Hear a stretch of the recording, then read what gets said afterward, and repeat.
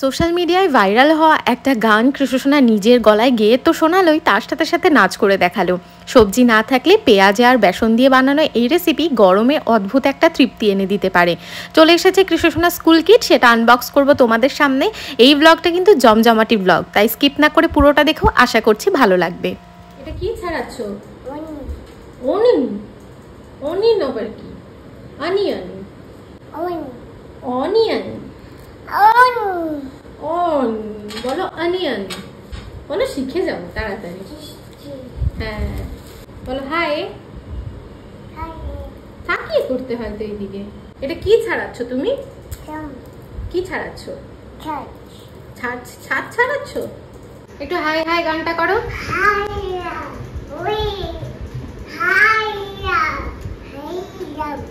কৃষু পাশের ঘরে এই গানটা চলছিল কন্টিনিউয়াসলি দুদিন, এই যেটা ইউটিউবে খুব ট্রেন্ডিং, হাই হাই হই হই, ওটা শুনেছে। শুনে এখন যখনই ওকে গান করতে বলা হয় ও এই গানটাই করে, হাই হাই হই হই, আর নাচও করে ফ্রিতে। ওই ভিডিওটায় দারুণ ভিউজ হয়েছে, কিন্তু দেখা যাক আমাদের কৃষুর এই গানের সাথে নাচের ভিডিওতে কতটা ভিউজ হয়। এনিওয়েজ, গুড আফটারনুন এভরিওয়ান, আশা করছি তোমরা সবাই ভালো আছো, আমরাও বিন্দাস আছি। চলে এসেছি আবার আরেকটা ঝলমলে ভিডিও নিয়ে। এই যে মুখে যে সমস্ত লেগেছে, ওরে বাবারে, ওখানে কি করছো? ওবা, এখানে স্নান হবে না আজকে, বাথরুমে চলো।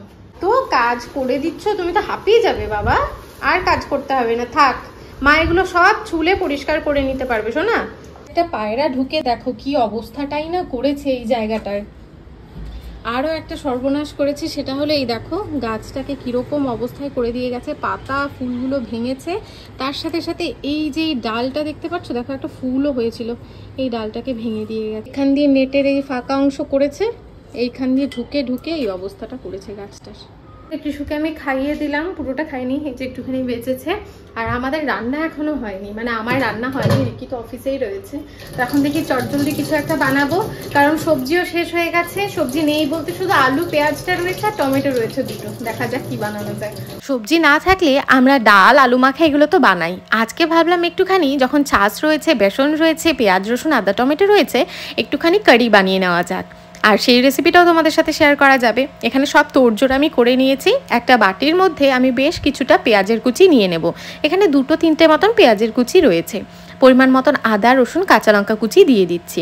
এবার অল্প পরিমাণে নুন, হলুদ, শুকনো লঙ্কার গুঁড়ো আর সামান্য পরিমাণে ক্যাচের মিট মশলা দিয়ে দিচ্ছি। তোমরা চাইলে কিন্তু অবশ্যই এটার মধ্যে ধনে জিরে গুঁড়ো দিতে পারো। আজকে আর ধনে জিরে গুঁড়ো করতে ইচ্ছে করছে না, তাই আর কি শুধুমাত্র এই মিট মশলা দিয়েই কাজটা চালিয়ে নেব।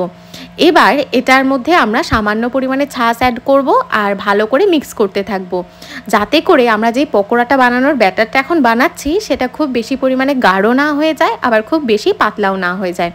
দেখো পেঁয়াজের ওপরে হালকা একটা বেসনের কোটিং রয়েছে, ঠিক এই রকমভাবে একটা ব্যাটার বানিয়ে নিতে হবে।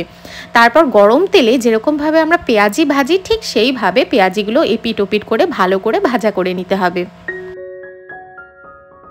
পেঁয়াজিগুলো ভাজা হতে হতে আমরা কারির এই ঘোলটা বানিয়ে নিই। আমি একটা বড় বাটি নিয়েছি, তার মধ্যে 2.5 চামচ মতন বেসন নিয়েছি। মনে রাখবে কারির এই ঘোলটা বানানোর সময় বেসন কিন্তু খুব কম পরিমাণেই লাগে। ক্যাচের মিট মশলা দিয়ে দিয়েছি, পরিমাণ মতো নুন, হলুদ আর সামান্য পরিমাণে শুকনো লঙ্কার গুঁড়ো চাইলে এটার মধ্যে দেওয়া যেতে পারে, তবে আমি এখন দিইনি। এবার বেসনটাকে অল্প একটু পরিমাণে ছাঁচ দিয়ে বেশ সুন্দর করে মিক্স করে নিতে হবে। অল্প পরিমাণে ছাঁচ দিয়ে প্রথমেই না বেসনটাকে ভালো করে মিক্স করে নেবে, যাতে বেসনটায় কোনো রকম দলা দলা পাকিয়ে না থাকে। তারপর সামান্য পরিমাণে পেঁয়াজ কুচি আর যেটুকু ছাঁচ বেঁচে ছিল সেটা দিয়ে আরও বেশ খানিকটা পরিমাণে জল দিয়ে একদম পাতলা ফিনফিনে একটা ঘোল বানিয়ে নিতে হবে। দেখো প্রায় জলের থেকেও বেশি পাতলা মতন একটা ঘোল আমি বানিয়ে নিয়েছি। এবার এটাকে সাইড করে রেখে একটা ফ্রাইং প্যানে তেল গরম করেছি। 2টো শুকনো লঙ্কা, কিছুটা পরিমাণে মেথি আর বেশ অনেকটা পরিমাণে হিং ফোড়নে দিয়েছি। কারিতে কিন্তু হিংয়ের ফোড়নটা আমার বেশ ভালো লাগে, তাই হিংটা আমি একটু বেশি পরিমাণেই দিচ্ছি। কারি, তাই অবশ্যই কারি পাতা ছাড়া কিন্তু হবে না। বেশ কয়েকটা কারি পাতা ফোড়নে দিয়ে 2-1 মিনিট এটাকে নাড়াচাড়া করে নেব, যাতে করে ফোড়ন থেকে সুন্দর গন্ধ চলে আসে। বেশ কিছুটা পেঁয়াজ কুচি, মানে আধা একটা পেঁয়াজ আমি কুচি করে রেখেছিলাম সেটা, আর একটুখানি পরিমাণে আদা রসুন কাঁচা লঙ্কা কুচি দিয়ে 2-1 মিনিট মতন এটাকে নাড়াচাড়া করে নেব। না, পেঁয়াজটাকে গোল্ডেন ব্রাউন বা ব্রাউন কিছুই করতে হবে না, 2-1 মিনিট মতন নাড়াচাড়া করে পরিমাণ মতো নুন, হলুদ, শুকনো লঙ্কার গুঁড়ো দিয়ে টমেটোগুলোকে দিয়ে দিতে হবে। নুন কিন্তু ওই ঘোল বানানোর সময়ও দেওয়া আছে, তাই এই সময় নুন অ্যাড করার সময় একটুখানি হিসেব মতো নুন দেবে। টমেটোটাও গলে গেছে, এবার যে ঘোলটা বানিয়ে রেখেছিলাম সেটা দিয়ে ভালো করে নাড়াচাড়া করে এবার আমি একদম গ্যাসের ফ্লেমটাকে লো করে দেব। এটা নর্থ বেঙ্গলিদের মধ্যে ভীষণ ফেমাস একটা খাবার, আর নর্থ বেঙ্গলিরা সবাই বলে এটা লো ফ্লেমে অল্প আছে অনেকক্ষণ সময় ধরে পাকালে এটার টেস্ট কিন্তু অনেকটা বেড়ে যায়। অপর একটা কড়াইতে আমি একটুখানি পরিমাণে তেল আর জিরে ফোড়নে দিয়ে নিয়েছি, আর চাল আমি ধুয়ে শুকনো করে রেখেছিলাম সেটাকে দিয়ে পরিমাণ মতো নুন দিয়ে বেশ কিছুক্ষণ একটুখানি ভাজা ভাজা করে নেব। ওই যেরকমভাবে বাসন্তী পোলাও বানাই প্রসেসটা অনেকটা এরকমই, তো এইভাবেই আমি জিরা রাইসটা বানিয়ে নিই। আর জিরা রাইস আমি বেশিরভাগ সময় কড়াই বা ফ্রাইং প্যানে এর জন্য বানাই, কারণ এতে করে না রাইসটা বেশ সুন্দর ঝুরঝুরে হয়। আর আমাদের মতন যারা নতুন রাঁধুনি রয়েছে, যারা হয়তো প্রেশার কুকারে জিরা রাইস বানালে ভয় পাও যে যদি আঠা আঠা হয়ে যায়, ঝুরঝুরে না হয়, তারা কিন্তু আমার মতন কড়াইতে বানিয়ে দেখতে পারো। আর যতটুকু পরিমাণে চাল দেবে তার ঠিক ডাবল পরিমাণে জল দিয়ে অল্প ফ্লেমে কিন্তু ঢাকা দিয়ে তৈরি করলেই জিরা রাইস ঝুরঝুরে হয়ে যায়। আর এখানে দেখো কারিটাও বেশ অনেকক্ষণ আমি পাকিয়ে নিয়েছি, আর উপর থেকে এবার পকোড়াগুলো দিয়ে 2-1 মিনিট একটুখানি নাড়াচাড়া করলেই কিন্তু কারি পকোড়া তৈরি হয়ে যাবে। ওপর থেকে তোমরা চাইলে ঘি দিয়ে একটু তড়কা লাগাতে পারো। ঘিটাকে গরম করে একটুখানি শুকনো লঙ্কা আর সামান্য পরিমাণে কারি পাতা দিয়ে ওপর থেকে এটাকে তড়কা লাগালে কারির টেস্ট কিন্তু অনেকটা পরিমাণে বেড়ে যায়। অনেকেই আমাকে জিজ্ঞেস করো, দিদি তুমি যখন রান্নাবান্না করো কৃষু যদি না ঘুমোয় তাহলে ও কী করে? এই যে এই সমস্ত জিনিসপত্র করে, মানে যখন আমি রান্নাঘরে থাকি ওকে রান্নাঘরেই থাকতে হয়, রান্নাঘরের বাসনপত্র নিয়ে খেলে, কৌটো নিয়ে খেলে, বা এরকম আদা পেঁয়াজ রসুন টমেটো নিয়ে রান্নাবাটি খেলতে থাকে। তো এখানেও খেলছে। আমি আমার লাঞ্চের প্রিপারেশন করে নিয়েছি। কারিতে এই যে শুকনো লঙ্কাটা ফোড়নে দেওয়া হয় এটা খেতে কিন্তু অসাধারণ টেস্টি লাগে। মা ছেলে মিলে বসে পড়েছি লাঞ্চ করতে। কৃষুর যদিও খাওয়া দাওয়া হয়ে গেছে, তবে বাবা মায়ের সাথে খেতে প্রত্যেকটা বাচ্চাই যেরকম পছন্দ করে কৃষু সোনাও বেশ পছন্দ করে। আর ওর খাওয়া মানেই কিন্তু চারদিকে ছড়িয়ে ছিটিয়ে নিয়ে খাওয়া।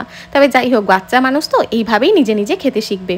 অনেকটা সময় হয়ে গেছে আর কৃষুও আমার সাথে চলে এসেছে একটু ছাদে। এই সময়টা প্রায় প্রত্যেক দিনই এখন আমি আর কৃষু ছাদে চলে আসি। বেশ সুন্দর ফুরফুরে হাওয়া চলে, ওয়েদারটাও বেশ ভালো লাগে এই সময়, রোদটা থাকে না, আকাশটাও বেশ সুন্দর লাগে দেখতে। আর এই সময় প্রকৃতির মাঝখানে আসলে, খোলা জায়গা পেলে কৃষু যেরকম খুশি হয় সেরকম আমারও মুডটা বেশ ফ্রেশ হয়ে যায়। এখানে আসলে ওর এই যে খিলখিল করে হাসি, দৌড়োদৌড়ি করা, এগুলো দেখতে আমার যেমন ভালো লাগে, তার সাথে সাথে আমাদের সোসাইটির পাশেই আরেকটা পার্ক রয়েছে যেখানে মাঝে মধ্যে কৃষুকে নিয়ে যাই। সেখানে তাকিয়ে থাকতে আমার বেশ ভালো লাগে। আর আজকে তো এত ফুরফুরে হাওয়া চলছে যে মুডটা ভীষণ ভালো হয়ে গেছে ছাদে এসে। তোর কি একটু এই যে ডান্ডা টান্ডা না নিলেই নয় কৃষু? আচ্ছা, এই যে টুকি টুকি খেলবি আমার সাথে? টু বলো। এ কি, সবার বিছানায় উঠে পড়ছিস কেন? তুমি এখানে দাঁড়াও, এখানে দাঁড়াও, আমি লুকাচ্ছি। 1 2 3 দাঁড়াও, আমি লুকিয়ে নি। হ্যাঁ, আসো।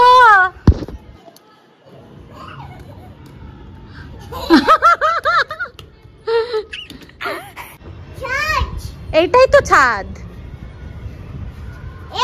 ওই দেখো, ওই দেখো, দেখো যদি ভেঙে যায় না, জল আসবে না। এখানটায় আসলেই না মাঝে মধ্যে পুরোনো কথা মনে পড়ে। কৃষু যখন আমার পেটুতে ছিল, মানে যখন আমি প্রেগনেন্ট ছিলাম, তখন এই সিঁড়িটায় এসে মাঝে মধ্যে বসে একটু রিল টিল বানাতাম, সেজে গুজে এসে একটু ফটো টটো তুলতাম। বেশ ভালো লাগতো, ঠান্ডা ঠান্ডা হাওয়া, ভালোই ছিল দিনগুলো। ওই যে আমি আসবো ও আসবে না, এটা হয়? বসতে হবে কিন্তু এখানে চুপ করে। হ্যাঁ, চুপ একদম। এই যে কৃষুর সাথে এই সময়গুলো কাটানো, এগুলো আমার কাছে গোল্ডেন মুমেন্টের মতন। সারাদিন কাজকর্ম করি, ছেলেটাকে পুরোপুরি সময় মাঝে মধ্যেই দিতে পারি না, তাই আর কি কাজ শেষ হয়ে গেলেই চলে আসি আমরা দুজন কোয়ালিটি টাইম কাটাতে। আর এই যে ওর দুষ্টুমি, এগুলো দেখতে দেখতেই কখন যে সন্ধে হয়ে যায় বুঝতে পারি না।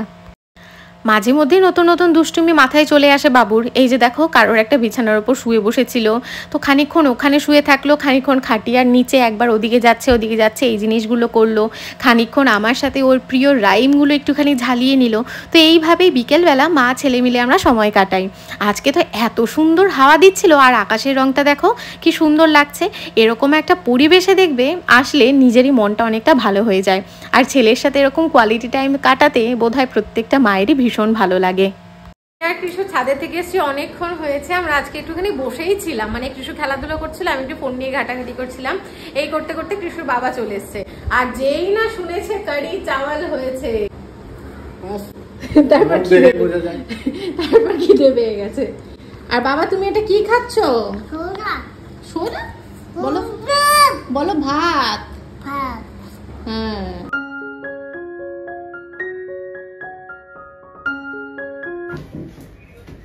তোমাদের সাথে তো শেয়ারই করা হয়নি, কৃষু সোনার স্কুল কিট চলে এসছে। তোমরা অনেকেই জানতে চেয়েছো যে কৃষু কেন স্কুলে যায় না, কৃষু স্কুল কেন এতদিন বন্ধ রয়েছে, ও কি স্কুলে যাবে না, মানে কিছু মানুষ তো জেনুইনলি জানতে চেয়েছে। তো কৃষুর হচ্ছে সামার ভ্যাকেশন চলছে, আর এখানে মানে বাংলার বাইরে সামার ভ্যাকেশনটা না অনেকটা লং হয়, মানে প্রায় 2 মাস তো হয়েই থাকে। তাই আর কি কৃষু স্কুলে যাচ্ছে না।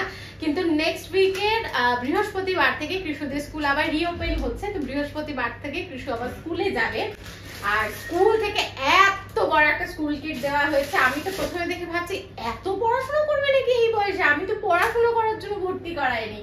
তো তারপর দেখলাম না খেলারই সাজ সরঞ্জাম রয়েছে, স্কুল ব্যাগ রয়েছে, ইউনিফর্ম রয়েছে, সবকিছু রয়েছে।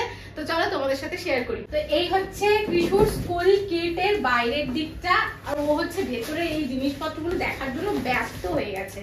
তো প্রথমেই আছে এই যে শান্তি জুনিয়র্স এর ক্যাপ, যেটা কৃষু সোনা কিছুতেই পড়তে চায় না। হ্যাঁ এই তো গুড। একটু সবাইকে, ওরে বাবা এখানে, এটা হলো কৃষু সোনার এমনি একটা খেলার ধরনের ব্যাগ, মানে এই ব্যাগটা রোজও স্কুলে নিয়ে যাবে না, যেদিন কিছু প্লে অ্যাক্টিভিটি টাইপের থাকবে সেদিন এই ব্যাগটা নিয়ে যাবে। আর এটার মধ্যে কৃষুর নাম লেখা রয়েছে কৃষি রয়। তো এই হচ্ছে ওর ব্যাগটা। এটা হলো কৃষু সোনার স্কুলের ব্যাগ, যেটা ও স্কুলে নিয়ে যাবে। এটা ভীষণ বড় ওর তুলনায়, আমি জিজ্ঞেস করবো ম্যামকে যে ও রেগুলার ব্যাগটা নিয়ে যেতে পারবে কিনা। হ্যাঁ বাবা, হ্যাঁ হ্যাঁ মাম্মা, ইয়ে ক্যাপ এটা। এটার পেছনে এই যে নাম, কন্ট্যাক্ট নাম্বার, ক্লাস, এগুলো লেভেল ট্যাগটা লাগানো রয়েছে। এটা আমরা লিখবো, যদিও এটার মধ্যে কৃষি রয় টডলার কেয়ার লেখা রয়েছে। পাউচ, এটা হলো পেন পেন্সিল রাখার জন্য পাউচ, যেটা এখনো হয়তো নেবে না। এটা হলো একটা চক বুক, আমাদের প্রথম চাইল্ড কৃষু। আর এই ধরনের এক্সপিরিয়েন্স আমাদের টাইমে তো ছিল না, আমাদের তো ওই টিনের একটা বাক্স ছিল, ওটা নিয়ে পাঠিয়ে দিত স্কুলে আমার সময়ে।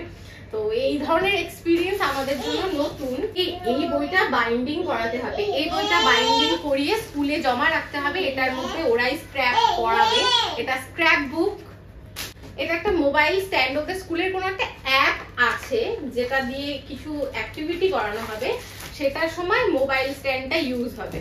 এটার মধ্যে আছে কৃষু সোনার ন্যাপকিন, এটার মধ্যে বই মানে নরমাল অ্যানিমেলস, এটার মধ্যে ভিকেল, মধ্যে মিউজিক এন্ড স্পোর্টস, মানে বই রয়েছে অনেক রকমের। এটার মধ্যে পাখি, এটার মধ্যে ফ্রুটস এন্ড ভেজিটেবলস, এটার মধ্যে ফার্স্ট বুক অফ স্টোরিজ, এটা স্টোরি বুক যেটার মধ্যে অনেক স্টোরিজ রয়েছে।